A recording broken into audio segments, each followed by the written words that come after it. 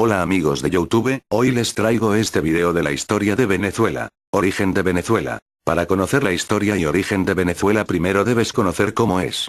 Por su extensión ocupa el sexto lugar entre los estados sudamericanos, se encuentra en el extremo noreste del continente, a orillas del Mar Caribe y del Océano Atlántico.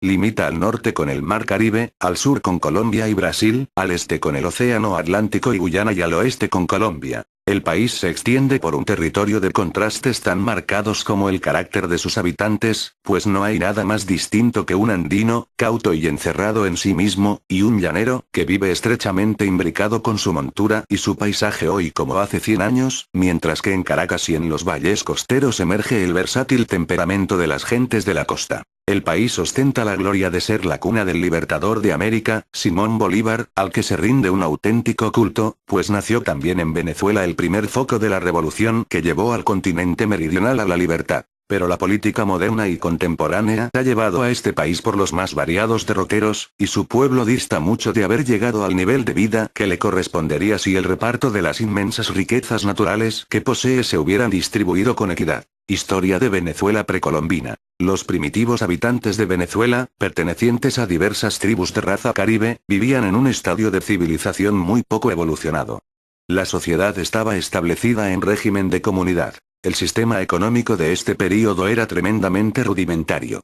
Se basaba en la recolección y, en menor grado, en un incipiente cultivo de la tierra. La organización política era el cacicazgo electivo. Historia venezolana, etapa colonial. Cristóbal Colón abordó las costas de Venezuela en su tercer viaje en el año 1498.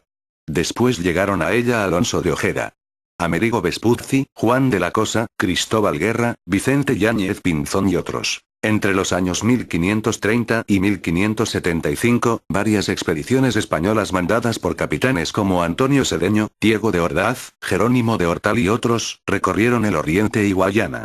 Se establecieron en la isla Trinidad y remontaron el Orinoco en busca de las riquezas del Dorado. Pero su acción resultó infructuosa. También te puede interesar la historia de España. Paralelamente se había producido la penetración europea por el occidente venezolano. En 1529 llegó Ambrosio Alfinger, gobernador nombrado por la poderosa casa comercial alemana de los Welser, a quienes el emperador Carlos V había concedido el privilegio de explorar y colonizar la provincia de Venezuela, desde el Cabo de la Vela hasta Maracapama. En 1546 concluyó el poderío efectivo de los Welser en Venezuela y empezó de un modo más sistemático el asentamiento hispánico, a partir del Tocuyo. Barquisimeto, 1552. Valencia, 1555, Trujillo y Mérida, 1558. Caracas fue fundada en el año 1567 por D. de Losada, pronto se convirtió en el centro de gravedad de la colonización y de allí irradió hacia el este y el sur. En el territorio de la actual Venezuela se habían ido forjando provincias o gobernaciones, la de Nueva Andalucía en el oriente, la de Venezuela en el centro-occidente, la de La Grita en los Andes, etc., que dependían directamente de la corona española y tenían a su cabeza un gobernador. En 1728. Para acabar con la piratería y el contrabando, se concedió el monopolio del comercio venezolano a la Compañía Guipuzcoana. Pronto impopular a causa de los privilegios de que disfrutaba, revueltas de 1732, 1745, 1749 y 1751. En 1731 Caracas fue elevada a Capitanía General, a lo que en 1777 se agregaron las provincias de Cumaná, Maracaibo y Guayana y las islas de Trinidad y Margarita, constituyéndose la Capitanía General de Venezuela. Al mismo tiempo se introdujeron reformas administrativas y se dio libertad a los puertos para comerciar con la metrópoli, 1778. También te puede gustar conocer la historia de Chile. Historia de la independencia de Venezuela. Como causas de la independencia de Venezuela, pueden señalarse el ejemplo de E.U.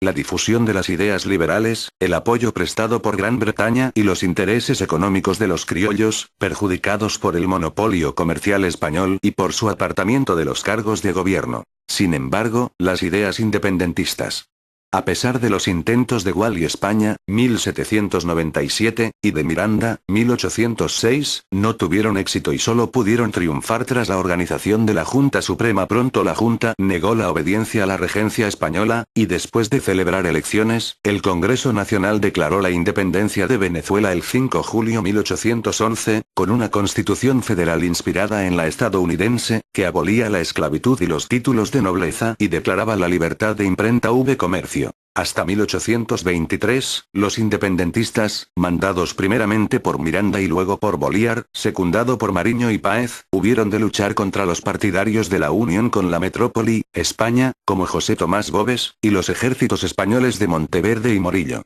Tras el Congreso de Angostura, febrero 1819, y la unión de Nueva Granada y Venezuela en el nuevo estado de Colombia, una serie de victorias de Bolívar, especialmente las de Boyacá, 1819, y Carabobo, 1821, le permitieron expulsar definitivamente a los españoles del país, 1823.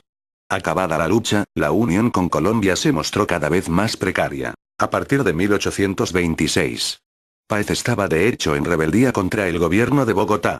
En 1830 se consumó la separación. Bolívar había muerto poco antes. Páez fue nombrado jefe supremo civil y militar de Venezuela, época de la oligarquía conservadora de Venezuela hasta 1850. El gobierno del país lo ejerció la llamada oligarquía conservadora, representada por Páez. En 1848, con el apoyo de los conservadores, fue elegido presidente José Tadeo Monagas, quien no tardó en derivar hacia el Partido Liberal, encabezado por A. L. Guzmán. Los Monagas, José Tadeo y su hermano José Gregorio, se turnaron en el poder, que adoptó formas dictatoriales.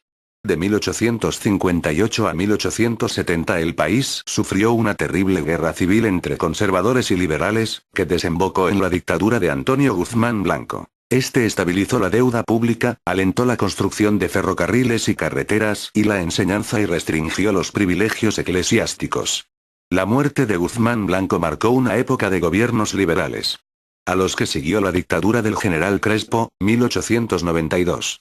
El incremento de la deuda nacional coincidió con las disputas con Gran Bretaña a causa de los límites de la Guayana. Etapa de Cipriano Castro y Juan Vicente Gómez. La muerte de Crespo y las rivalidades de quienes rodeaban a Andrade crearon un vacío de poder, que aprovechó en 1899 el caudillo tachirense Cipriano Castro para abrirse paso hasta Caracas a la cabeza de un pequeño ejército. Su triunfo significó la participación determinante de la región andina en la política nacional. Aunque Castro habló de nuevos hombres, nuevos ideales y nuevos procedimientos, su régimen tuvo un marcado tinte personalista. Juan Vicente Gómez, también tachirense, fue el brazo armado del régimen. Castro se enfrentó con decisión en 1903 al bloqueo marítimo impuesto a Venezuela por varias potencias europeas para reclamar el pago de la deuda exterior.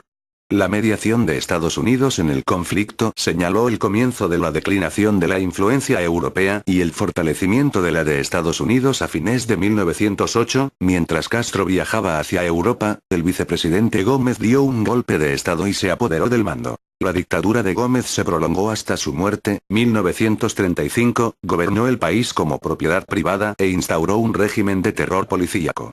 Gracias al descubrimiento de las fabulosas reservas de petróleo, pudo liquidar la deuda nacional y construir carreteras y otras obras públicas, pero no solucionó los problemas sociales y educativos ni modernizó la agricultura. A su muerte ocupó el poder su ministro de Defensa, Eleazar López Comieras, quien liberalizó el régimen, estableció la libertad de prensa y asociación y promulgó una nueva constitución, 1936.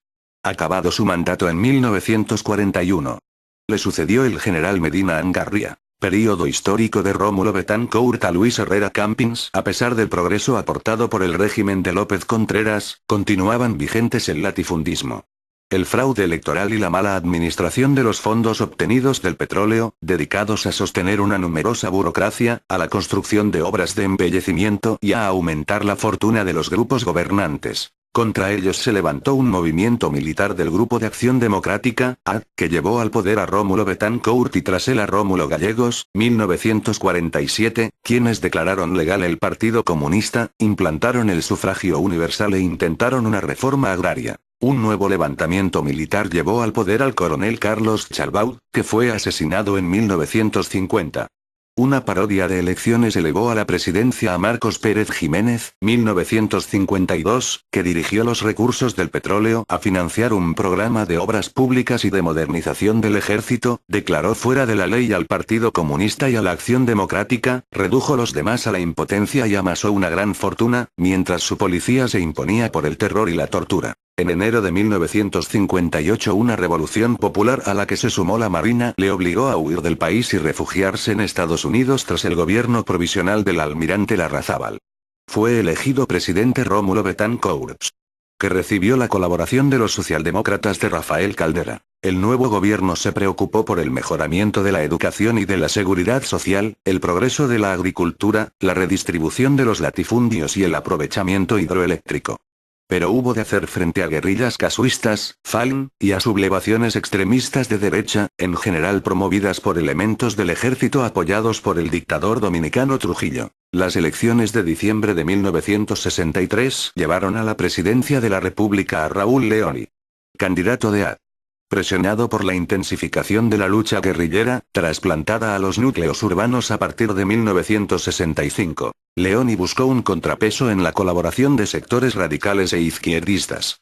Con ello consiguió un relativo aislamiento de las Fuerzas Armadas de Liberación Nacional, FALN, cuyo dirigente, Douglas Bravo, fue expulsado en abril de 1967 del Partido Comunista, que condenaba al mismo tiempo la lucha armada y el terrorismo político. Las indecisiones de R. Leoni provocaron a fines de 1967 la escisión de un núcleo radical de AD, agrupado posteriormente en torno a Luis Bertrán Prieto y su Movimiento Electoral Popular, MEP. En las elecciones de diciembre de 1968 triunfó Rafael Caldera, miembro del socialcristiano COPEI, Comité de Acción Política Electoral Independiente. Sus primeras medidas importantes fueron la concesión de una amnistía a los guerrilleros del FALN y el restablecimiento de la legalidad del Partido Comunista. Sin embargo, las acciones guerrilleras volvieron a proliferar en 1972. La firma de numerosos convenios colectivos y una cierta aceleración en el reparto de tierras mejoraron el ambiente laboral de la ciudad y el campo, y una ley prohibió el establecimiento de centros bancarios cuyo capital no fuera totalmente nacional. En diciembre de 1973 fue elegido Carlos Andrés Pérez, AD, para la presidencia de la República, y su partido obtuvo la mayoría en ambas cámaras del Congreso. En 1974 se promulgó la Ley de Nacionalización de la Industria del Hierro y Venezuela se integró en el Grupo Andino. En 1975 se nacionalizó la industria petrolera con el consenso básico de todas las fuerzas políticas. En las elecciones presidenciales de diciembre de 1978 venció el democristiano Luis Herrera Campins, COPEI. Crisis política y económica de Venezuela. La caída de los precios del crudo obligó al nuevo gobierno a adoptar una política de austeridad que condicionó su derrota en las elecciones de 1983 frente al candidato de AD, que no pudo solucionar la deuda externa ni la elevada tasa de paro. En el exterior, Venezuela integró, junto con México, Colombia y Panamá, el Grupo de Contadora, constituido en 1983 para lograr la paz en Centroamérica. Carlos Andrés Pérez volvió a la presidencia en 1988 y anunció un plan de choque para devolver el dinamismo a la economía, pero el agravamiento de la crisis desencadenó protestas populares y un fallido golpe de Estado militar encabezado por Hugo Chávez, febrero 1992. El presidente fue acusado un año más tarde de corrupción y procesado por el Tribunal Supremo. Tras su destitución, fue nombrado un presidente interino hasta las elecciones anticipadas de diciembre de 1993, en las cuales venció Rafael Caldera al frente de Convergencia Nacional. A pesar de los intentos del nuevo gobierno, el país continuó bajo una dura crisis económica y las consecuentes protestas populares. Gobierno de Hugo Chávez. Con el apoyo de la izquierda, el excoronel golpista Hugo Chávez fue elegido presidente en diciembre de 1998 con un programa ambicioso de reformas que incluyó la elección de una asamblea constituyente y la aprobación por referéndum de la nueva constitución, 1999, que mantuvo el régimen presidencialista. Chávez aumentó los poderes presidenciales, abolió el Senado y autorizó la reelección del jefe del Estado para un segundo mandato de 6 años.